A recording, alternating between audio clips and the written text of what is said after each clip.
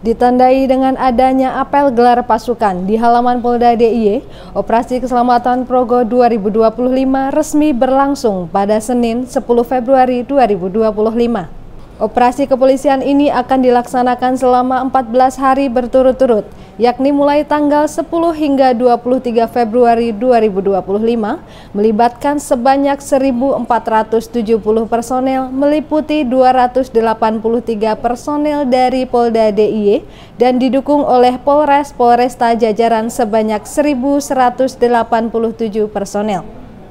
Dirlantas Polda DIY, Kombes Pol Yuswanto Ardi mengatakan, operasi ini digelar untuk meningkatkan kesadaran dan kepatuhan masyarakat dalam berlalu lintas, mengingat aspek keamanan dan keselamatan masih sering diabaikan oleh pengguna jalan. Kombes Ardi menuturkan langkah-langkah kepolisian tersebut telah ditentukan berdasarkan data hasil penegakan hukum lalu lintas dari Ditlantas Polda DIY selama tahun 2024.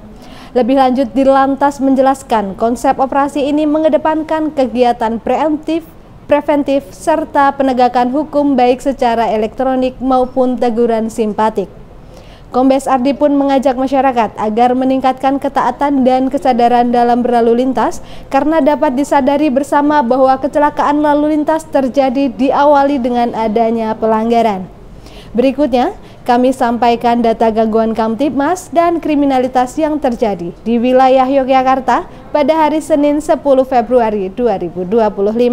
Selama 1 kali 24 jam telah terjadi 20 kejadian, yakni Polda DIY 9 kejadian terdiri dari 2 kasus penyalahgunaan narkoba, 1 kasus curas, 1 kasus Undang-Undang Perlindungan Anak, 1 kasus penipuan, 1 kasus penyerobotan tanah, 1 kasus pemalsuan surat, 1 kasus pencurian, dan 1 kasus penggelapan. Polresta Yogyakarta 4 kejadian terdiri dari 2 kasus penyalahgunaan psikotropika, 1 kasus KDRT, dan 1 kasus penipuan.